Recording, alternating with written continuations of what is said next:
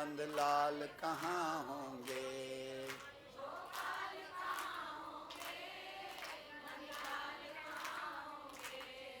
गोपाल कहाँ होंगे, नंदलाल कहाँ होंगे।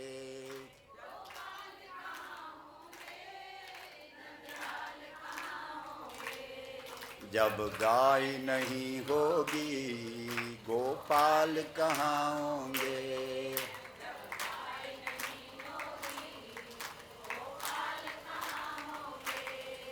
गौ माँ के सींगों पर ये पृथ्वी धारी है।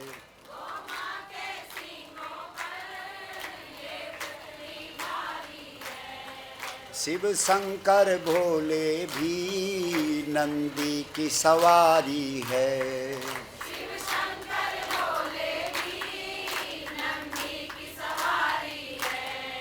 जब नंदी नहीं होंगे, भोलेनाथ कहाँ होंगे।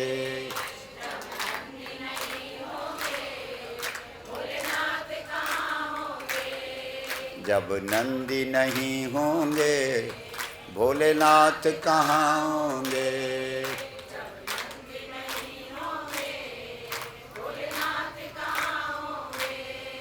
जब नंदी नहीं होंगे, भोलेनाथ कहाँ होंगे।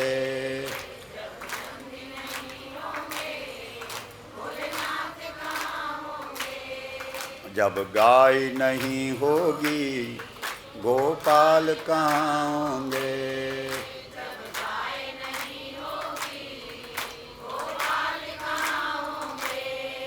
गोपाल कहाँ होंगे, नंदलाल कहाँ होंगे।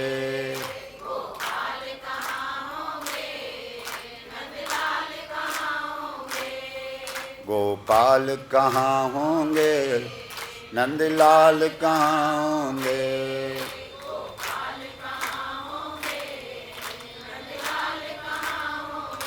माँ, इस देश को देखो, हमारे देश की जो संस्कृति है उसमें 4 चीज़ें, बहुत ध्यान से सुनो। मतलब अगर हमसे पूछा जाए भाई तुम्हारा मनुष्य जीवन का उद्देश्य क्या है, तो हम कहेंगे कि भाई 4 चीज़ें चाहिए। क्या क्या चाहिए? बोलो धर्म, बोलो धर्म, अर्थ, काम, मोक्ष। और ये चारों गाय के पास। धर्म का कोई काम ऐसा बता दो जो आप बिना गाय का कर सकते हो, बताओ।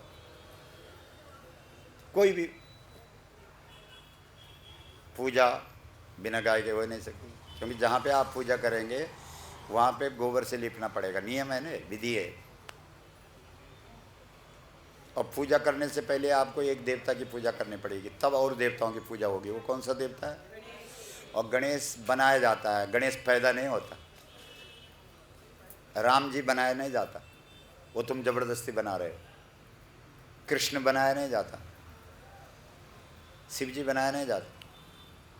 ये तो स्वयंभू हैं, या फिर ये जन्म लेते हैं, या फिर ये प्रकट होते हैं, भय प्रकट कृपाला। लेकिन एक देवता है जो तुम्हारे यहाँ बनाया जाता है। लेकिन किस चीज़ से बनाया जाता है बोलो? मल से। ऐसी कहानी है कि एक देवी ने अपने शरीर के मैल से गणेश बनाया। बोलो है कि नहीं?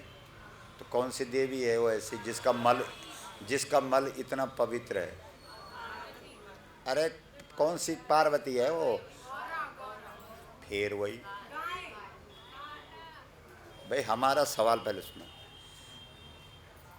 ऐसी देवी ढूंढो दुनिया में जिसका मल पवित्र है।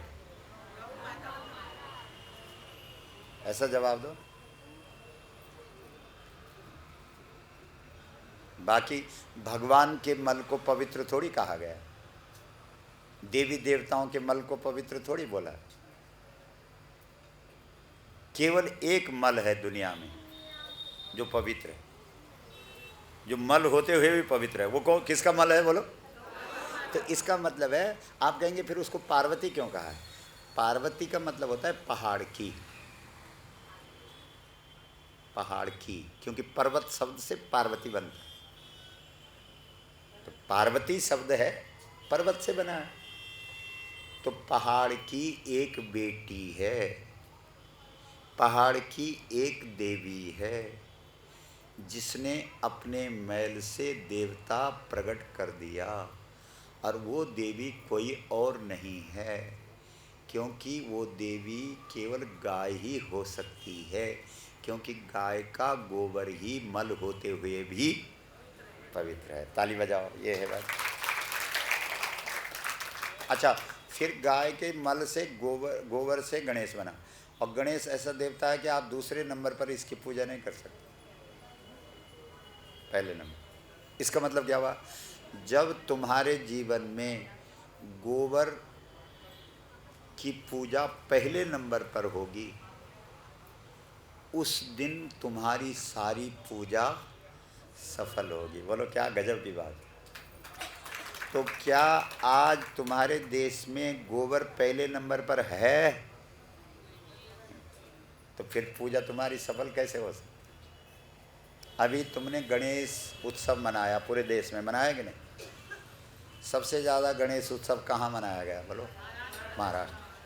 और सबसे बड़ा गाय काटने का कत्ल खाना कहाँ है? महाराष्ट्र। बोलो कौन समझाएगा तुम? वो हमारे यहाँ बोलते हैं ना, आधा मुर्गी खा गए और आधा अंडा देगी। यही हाल हमारा।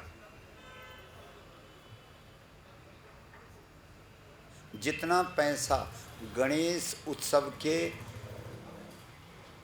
नाम पर खत्म किया जाता है, वो पैसा अगर गौ बचाने में लगाया जाता तो पूरे देश की गाय बच जाती कि नहीं? सच्ची गणेश की पूजा हो जाती कि नहीं? हाँ ना बोलो। और तो कौन समझा? कोई समझ? अच्छा एक बात और सुनो, और धर्मों में शायद कुछ योग्यता है कि इस गद्दी पर जो बैठे, तुम्हारे हिंदू धर्म में जो मर्जी यहाँ बैठ जाता है, वो जो मर्जी बोलने लग जाता है, वो जो मर्जी बोले सब मानने में लग जाते हैं। नहीं नहीं है? बोलो हाँ ना, क्यों नहीं बोल? एक भाई हमको मिला, वो कह रहा था मेरे गुरुजी ने कहा है कि सप्ताह में एक दिन समोसा खाया कर, ठीक रहेगा, कृपा हो जाएगी। नहीं मिला नहीं एक आदमी। आप लोग हंस क्यों रहे हैं वो आप जानो, लेकिन है बस। फिर किसी महात्मा का नाम क्यों ले रहे हो? हमको तो जो किसी ने कहा वो बता रहे हैं आप। तो हमने कहा तुम मान गया? उसने कहा हाँ हम मान गए। अब बताओ, सोचो जरा। क्योंकि तुम्हारे यहाँ वकील वही बनेगा जिसके पास डिग्री होगी, बहुत ध्यान दो। वकालत वही कर सकता है जिसके पास डिग्री है। डॉक्टर वही बन सकता है जिसके पास डिग्री है। लेकिन व्यासपीठ पे जो मर्जी बैठ सकता है, नहीं? कोई पूछते हैं, आपने पूछा हमको कि डिग्री है तुम्हारे पास, इसके ऊपर बैठ रहे हो? कुछ नहीं, जो मर्जी बक दो, बात खत्म। सोचो, जो हम आपके पास गाय की बात कर रहे हैं ना, ये नई बात नहीं। उठाओ भेदो। तुम्हारे यहाँ शादी के दिन सवाल जवाब होता है कुछ पता? किस किस की शादी हो रही है? हाथ खड़े करो। सबके हो रखे? क्यों कुसुम जी नहीं है? उनके कहाँ हो रखे सर? सुनो, जिस दिन आपकी शादी हुई उस दिन जैसे ही जो ये मूछ वाले भाई यहाँ बैठे हैं, जैसे इनके ससुर जी अपनी बेटी का दान इनको देने लगे, ध्यान से सुनो, तो जो कन्या पक्ष का पंडित था उसने उसका हाथ रोक दिया। किसका? कन्या के बाप का। बोलो रुक जा, जल्दी मत कर, पहले मेरे को कुछ सवाल पूछने दे। आप लोगों की याद नहीं होगी, आज भी होता है। तो कन्या का बाप चुप हो गया। तब वो पंडित बोलने लगा जो कन्या पक्ष का था। उसने कहा भाई साहब मेरा कुछ सवाल है। बोलो पूछो। वहाँ के पंडित ने कहा, फिर जो दूल्हा की तरफ से पंडित है, जो बर की तरफ से, वो बोलता है पूछिए। तो ये सवाल करता है। क्या सवाल करता है? ध्यान से सुना। किम, बोलो आप लोग भी बोलो, गोत्रस्य, क्या गोत्र है? तो आप लोग सोचते हैं कि केवल गोत्र का मतलब होता है कि किसी ऋषि का नाम ले लिया। नहीं नहीं नहीं, गोत्र शब्द का अर्थ है गो यानी गाय। गो का अर्थ क्या है? और त्र का मतलब है रक्षा। दो शब्द हैं, एक गो है और एक त्र है। तो इसका मतलब ये है कि कन्या की तरफ से जो पंडित जी बैठे हैं उन्होंने ये बोला कि भैया कन्यादान के लिए तो आप आए हैं और हम तैयार भी हैं, पूजा पाठ भी हो गया है, अब तो कन्यादान होना है, उसके बाद फेरे होंगे। लेकिन हमारा आपसे ये सवाल है, देखना भाई,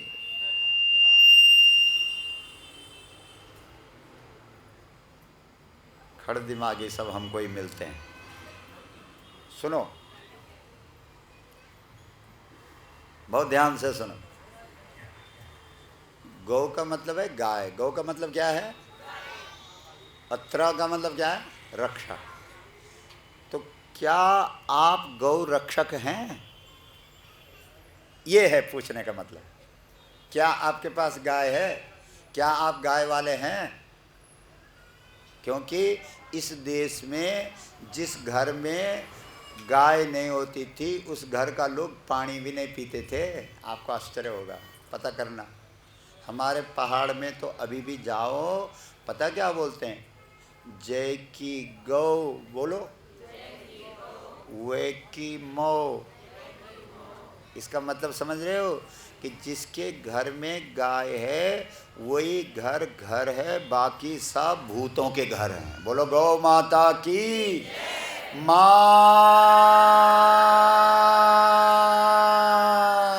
हाथ खड़ा करके बोलो जोर से। इंदिरापुरम के बड़े बड़े जो ये क्या बोलते हैं इनको, टावर, इनको भी हिला दो थोड़ा। माँ।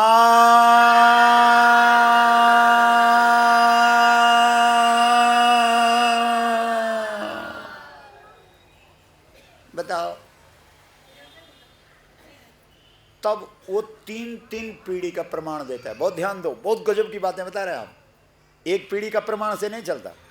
वो कहेगा मेरे बाप ने भी गाय रखी थी, मेरे दादा ने भी गाय रखी थी, मेरे दादा के बाप ने भी गाय रखी थी, मेरे दादा के दादा ने भी गाय रखी थी, हमको इतनी पीढ़ियों का अनुभव है और मैं भी गाय वाला हूँ, मैं गाय की रक्षा करता हूँ। तब कन्या का बाप कहता था कि जो गाय की रक्षा कर सकता है वो किसी की कन्या की भी रक्षा, इसलिए इसको अब दे दो। आ गई समझ में? आज तक होता है। जब इसकी शादी होगी, ये जो बेटी यहाँ पे, तो ऐसा ही होगा, उससे भी प्रमाण लिया जाएगा। बोलो, पता ही नहीं अपनी संस्कृति के बारे में। लोग जो जिनके उल्टे सुल्टे अपने पता नहीं क्या क्या जो तोड़ बना करके बना रखे हैं, वो मरने मिटने के लिए तैयार हैं। और सबसे ज़्यादा दुर्दशा हिंदुओं की है, पता ही नहीं। अपनी वेशभूषा तक नहीं है तुम्हारी अपनी। बताओ, रामलीला देख रहे हैं आप आजकल, अब होगी ना शुरू 1 तारीख से। तो रामलीला में राम जी ने जीन्स पहन रखी है? नहीं, बोलो ना हाँ ना। वो तुमने तो पहन रखी है। कपड़े से क्या होता है हमारा? तब तो किसी चीज से भी क्या होता है हमारा। फिर जब कुछ भी नहीं होता तो राम जी को भी पहना दे। नहीं, सोचो ना। तो तुम्हारी वेशभूषा अपनी नहीं, तुम्हारा आचार विचार अपना नहीं, तुम क्या गाय की बात करोगे? बोलो, इस समय इस देश में भारत तो कहीं दिखता ही नहीं है। कल हमारे वो शर्मा जी राष्ट्रीय अध्यक्ष साहब कहीं चले गए थे रोहिणी की तरफ।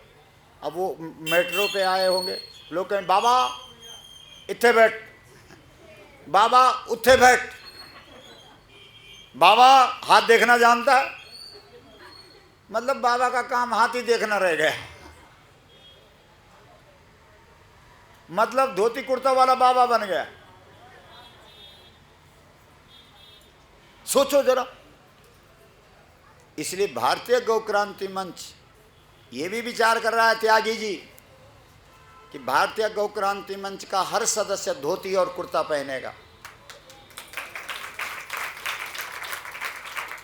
हमारा परिधान भी अपना होगा। और ऐसा भी सोचा जा रहा कि जरूरत पड़ी, अगर सरकार ने हमारी मांग 18 फरवरी तक नहीं मानी गौ माता को राष्ट्रमाता, तो हजारों मातृशक्तियां अपने केसों को साफ करके और तब जाएंगी भारत सरकार के पास, और तब चुल्लू भर पानी में डूब के मरने वाली स्थिति हो जाएगी। बोलो होगी कि नहीं? हाँ, समझ रहे हो? और जब हम गाय के लिए प्राण दे सकते हैं तो बाल देना तो हमारे लिए चुटकी का खेल है। हमारे यहाँ तिरुपति बालाजी में स्त्री भी और मर्द भी दोनों बाल चढ़ा देते हैं, पता कर लेना। और तिरुपति बालाजी की जो मूर्ति है वो गाय ने ही प्रकट की है। बोलो गौ माता की। अपने गौ क्रांति है .org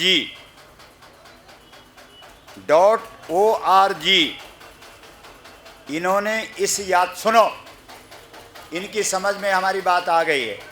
इन्होंने इस यात्रा के सहयोग हेतु 5100 रुपए दिए हैं। एक बार तालियां बजाओ। बोलो गौ माता की।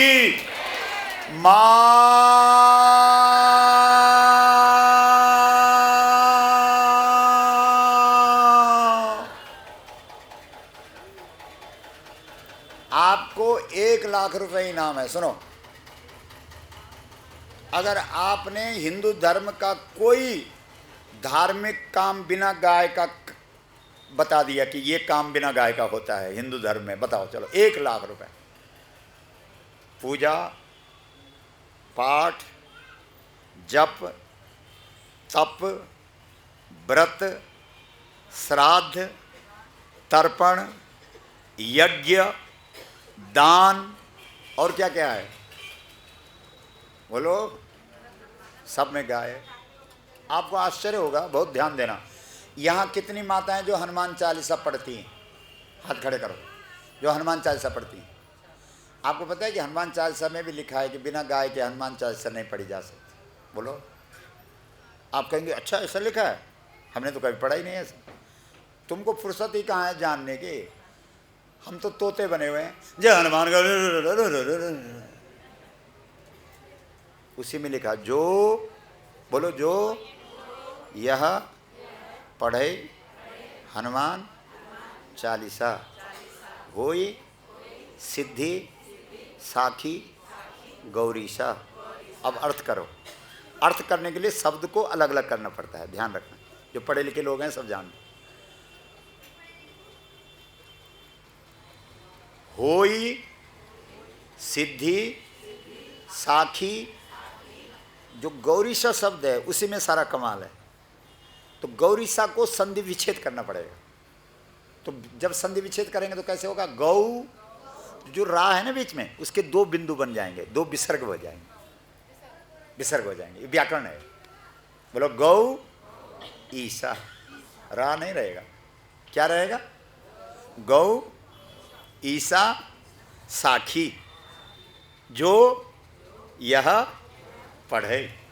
जो हनुमान चालीसा पढ़े उसके लिए शर्त है कि उसके जीवन में गाय ईश्वर के रूप में साक्षी होनी चाहिए, गवाह होनी चाहिए। बोलो गौ माता की।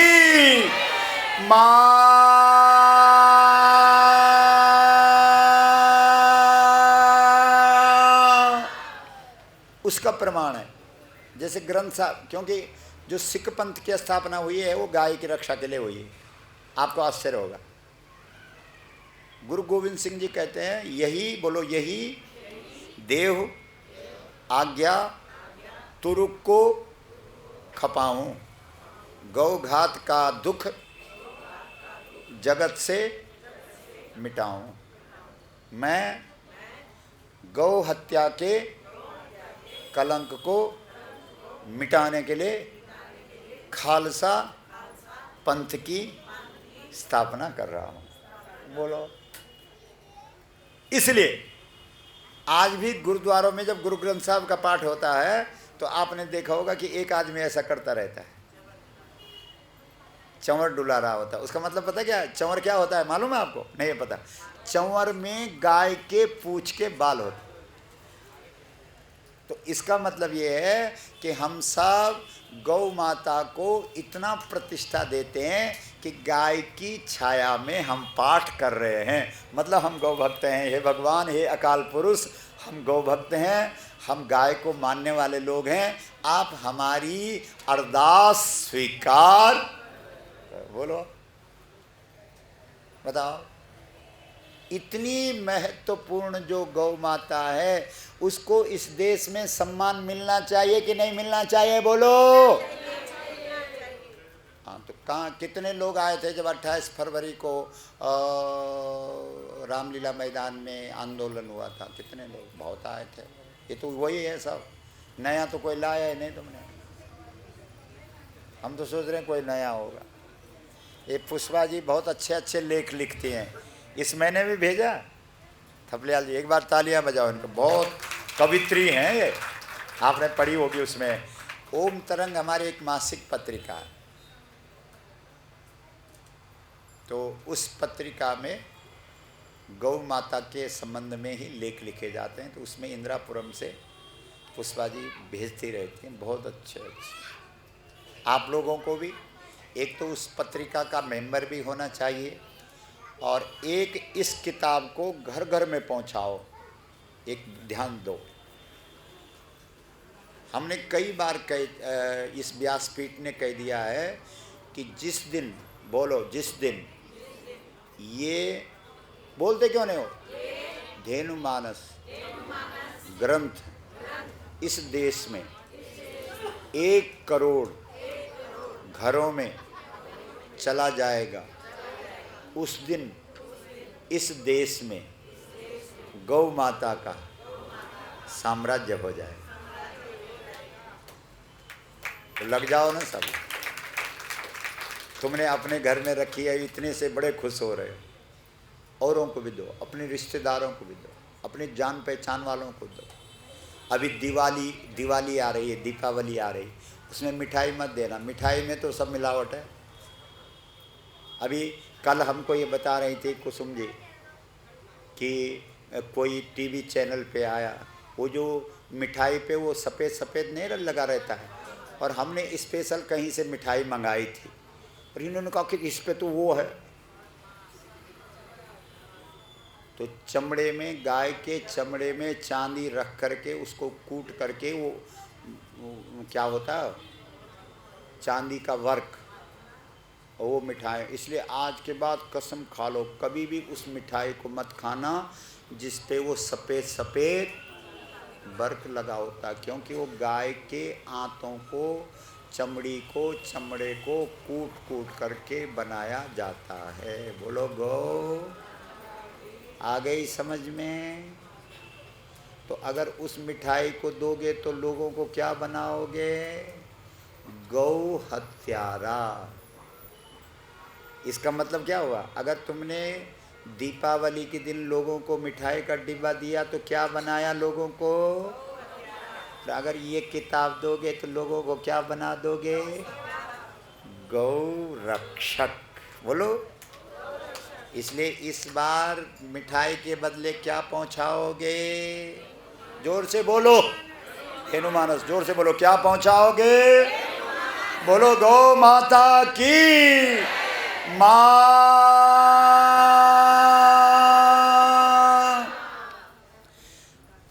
अभी 2 दिन तक हमारी भारतीय गौ क्रांति मंच की राष्ट्रीय स्तर की एक बैठक हुई।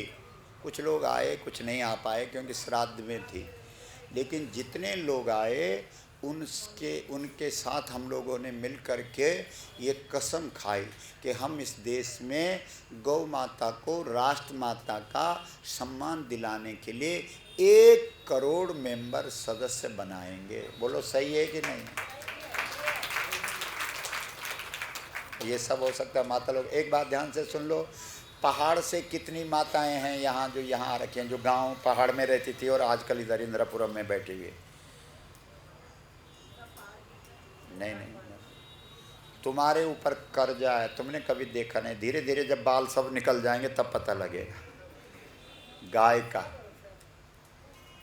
का कर्जा है और तुम्हारे ऊपर कितनी बड़ी कृपा होगी। सच बता रहा हूँ आप कि नहीं तो जिस समय हम लोग गुरुकुल में पढ़ा करते थे, हमको कोई गाय के बारे में बताता ही नहीं था।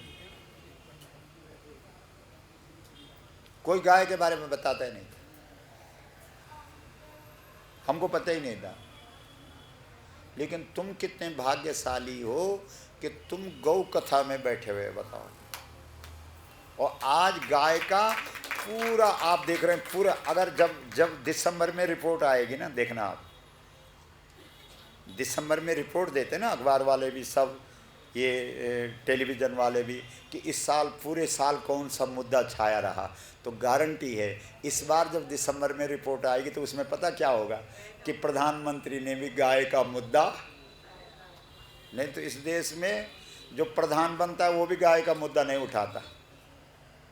इस देश के किसी अखबार पे, किसी चैनल पे गाय का मुद्दा नहीं। गाय मरी, गधा मरा, घोड़ा मरा, खच्चर मरा, कुकर मरा, सुकर मरा, सब बराबर था। लेकिन क्या गौ माता की कृपा हुई कि पूरे देश के अंदर राष्ट्रीय चैनलों पर इस साल आया, गाय क्या माता बनेगी, ये भी सब्जेक्ट चला, गाय क्या राष्ट्रमाता बनेगी। तो कितनी बड़ी बात है। और इस समय, ये समय आपके सामने है। गौ माता आपको अपना कर्जा उतारने का मौका प्रदान कर रही है। बोलो, कर रही है कि नहीं? इसलिए देखो, हम तो भिक्षा मांग रहे हैं। वैसे हम लोग राम कथा, भागवत कथा करते थे, यहाँ भी कई बार कथाएं बोली थी। 1995 में लाल किला मैदान में 35,000 लोग इकट्ठे हुए थे जब हम लोग राम कथा और भागवत कथा बोल रहे थे, लाल किला मैदान। 95 की बात सुना रहा हूँ। लेकिन गौ माता ने ये हमको, जब उत्तराखंड के श्याम वन में 6 महीने का एक यज्ञ हुआ, तो ये किताब हमको पकड़ाई, धेनुमानस। तो जब इस किताब को लेकर के हम पूरे देश में गए तो लोगों ने कहा कि अब जानवरों की कथा होगी। लेकिन जब हम काशी में गए तो काशी के विद्वानों ने हमको हमारे पंडाल में आकर के प्रमाण पत्र दिया, जो ग्रंथ के साथ लगा हुआ, कि हम इस ग्रंथ को प्रामाणिक रूप से स्वीकार करते हैं। और आपको आश्चर्य होगा, पहला ग्रंथ है ये इस धरती का, धरती की बात कर रहा हूँ, भारत की बात नहीं कर रहा हूँ, पूरे ब्रह्मांड की, जिस ग्रंथ में गौ माता ने अपना चरण चिन्ह मोहर के रूप में दिया हुआ है। देख लो, आपको दर्शन करा देते हैं। ये देखो, ये नेचुरल है एकदम, कि जंगल में गाय चराते हुए गौ माता ने अपना चरण चिन्ह दिया है। पत्थर पे है, बनाया नहीं गया है, ऐसा मत सोचना। जो जमदग्नि ऋषि की गाय थी कामधेनु गौ माता, उसका चिन्ह है, उसके पैर के निशान है। सोचो, तुम्हारे यहाँ बोलते हैं ना कि शिवलिंग, क्या बोलते हैं?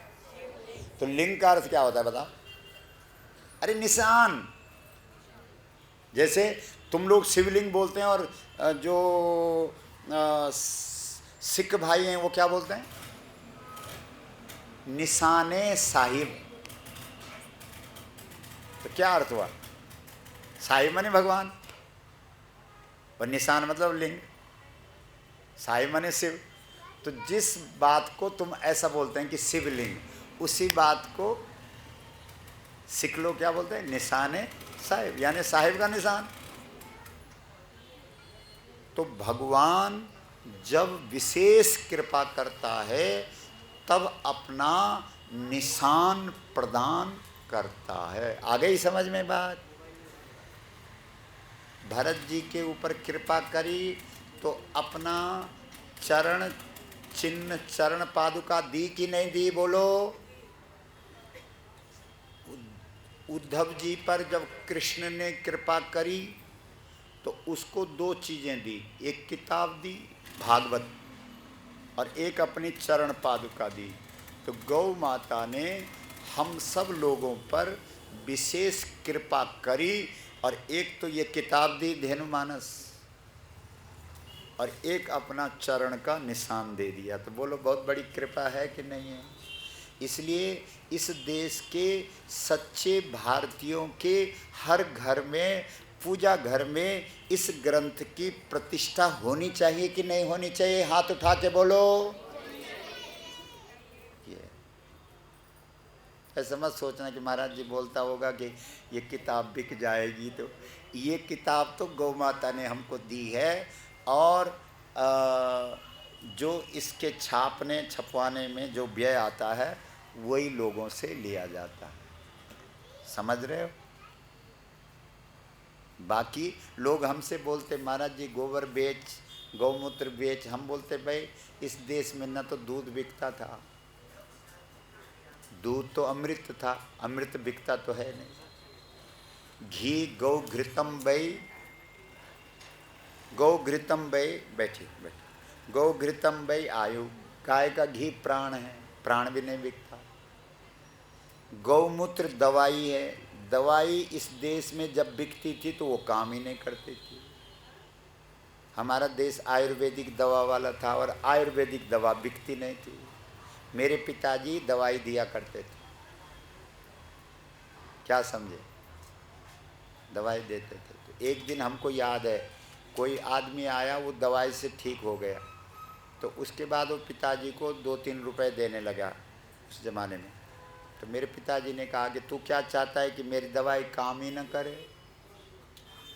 तो अब हमारी समझ में आ रहा है कि इसका मतलब है इस देश में लोग दवाई के पैसे नहीं लेते थे, क्योंकि औषधि का पैसा अगर ले, अभी किसी को सांप ने काट दिया था तो झारखंड में एक पांडे जी हैं, तो हमने उनको फ़ोन किया कि आप उसको देख लो, सांप ने काट लिया। तो उसने मंत्र चलाया, वो ठीक हो गया। तो जब ठीक हो गया तो भाई वहाँ गया पैसा देने के लिए कि देखो आपके मंत्र से मैं बच गया। तो उसने कहा तू क्या चाहता है कि मेरा मंत्र हमेशा हमेशा के लिए ख़त्म हो जाए, मैं पैसे ले लूँ? तो इस देश में दूध भी नहीं बिकता था, घी भी नहीं बिकता था और औषधि भी नहीं बिकती थी। आप कहेंगे जब कुछ नहीं बेचना है तो पैसा कहाँ से आएगा? तो बोलो गोमये, बोलो गोमये बसते लक्ष्मी। गोबर से पैसे 5-5 हज़ार के नोट। क्यों नहीं बोल रहे? अब आने वाले हैं बाजार में, चिंता क्यों कर रहे हो? जब चुनाव नहीं हुआ था तब चर्चा चल रही थी कि 1000 के और 500 के नोट भी, बोलते क्यों नहीं हो, बंद होंगे। अब चिंता क्यों कर रहे हो? 5000 का आएगा। वाह वाह, है क्या है दुनिया में? क्या बोले, क्या करे, क्या सुने, क्या सुनाए, नहीं सोच। तो गोबर से पैसा निकालने का आदेश है और वो बात हमने आपके सामने रख दी। एक ही उपाय है गाय बचाने का। गोबर की कीमत ये देश जिस दिन समझ लेगा, बहुत कीमती चीज है गोबर, लेकिन इनके खोपड़े पे गौ हत्या के कलंक से दिमाग ने काम करना बंद कर रखा।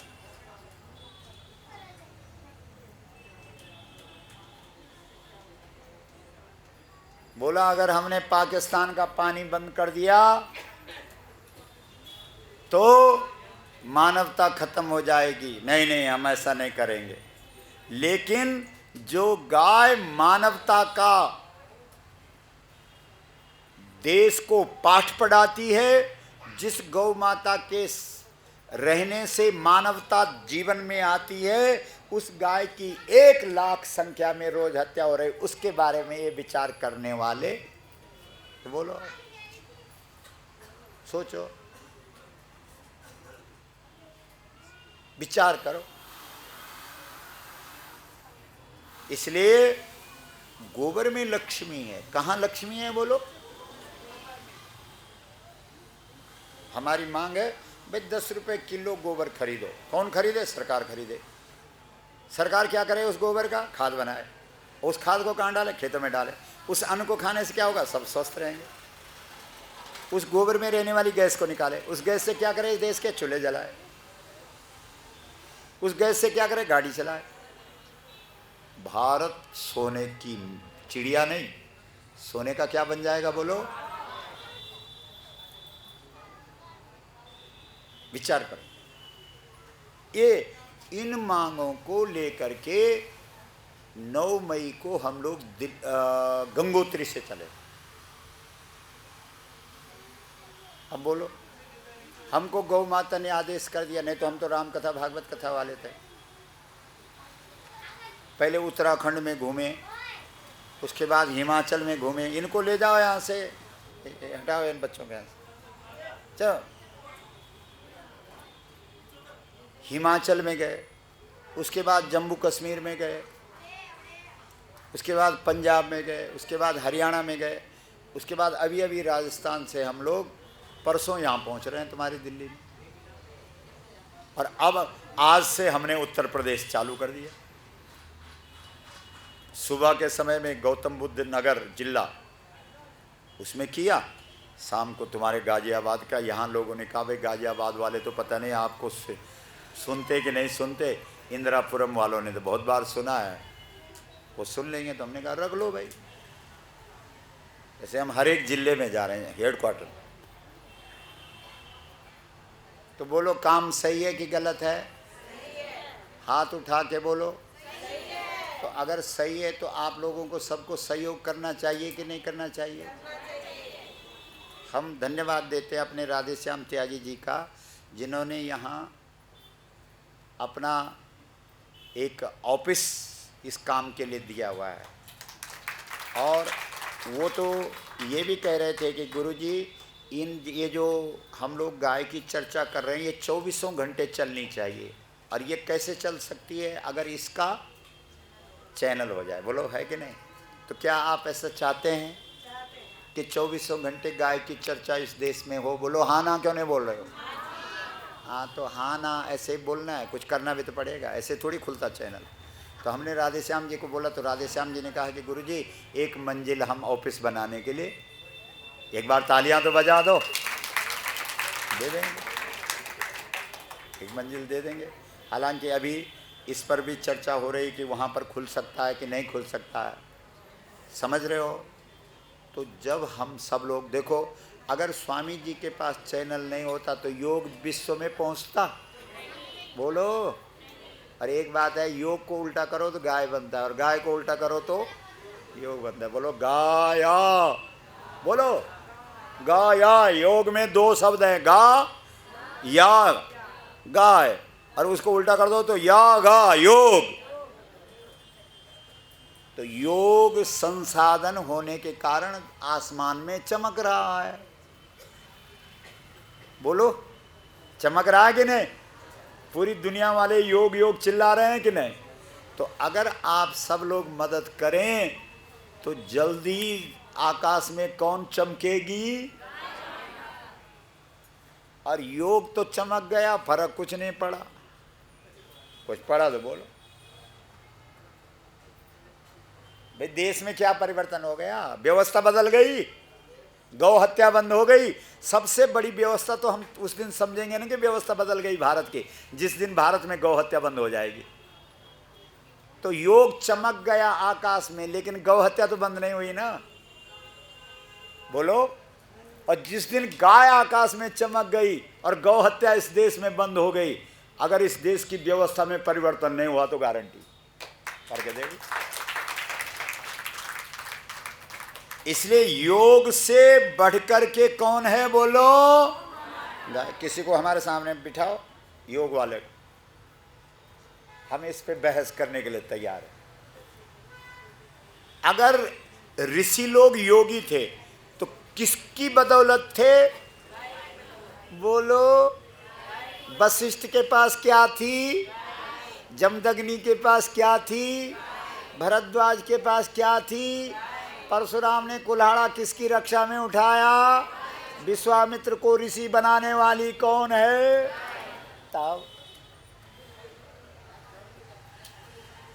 तब इसलिए सत्ता पर बैठे हुए लोगों से आप ये सवाल करो नहीं, यार तुम गाय की बात क्यों नहीं करते, योग की बात करते? जो गाय की बात करते, योग की बात करते हैं, गाय की बात नहीं करते हैं, वो तो अधकचरी बात है। बोलो।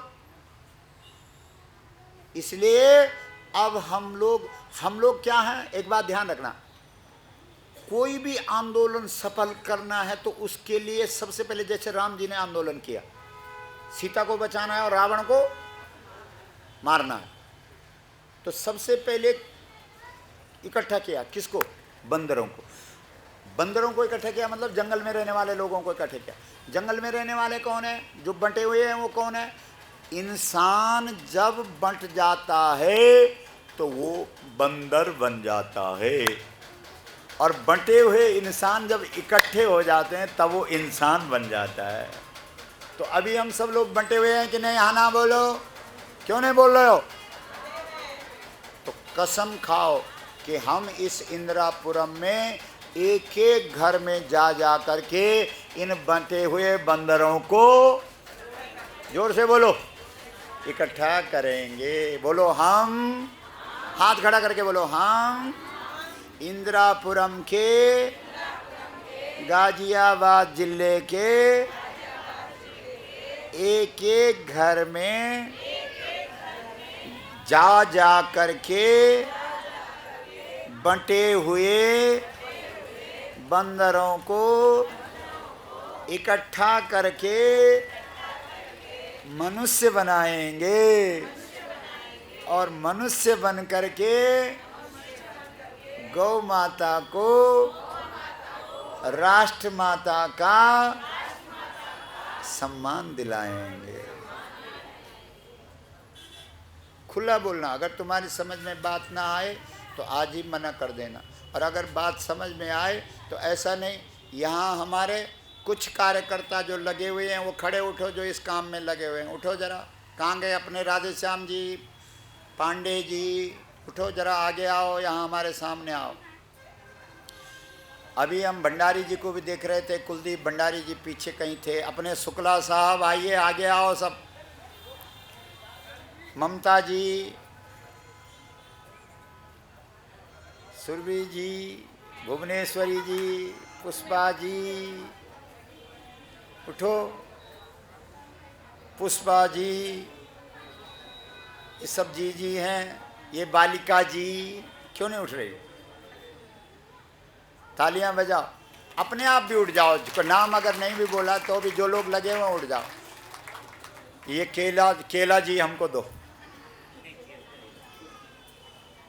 हमारे यहाँ एक देवता है उत्तराखंड में, केला जी।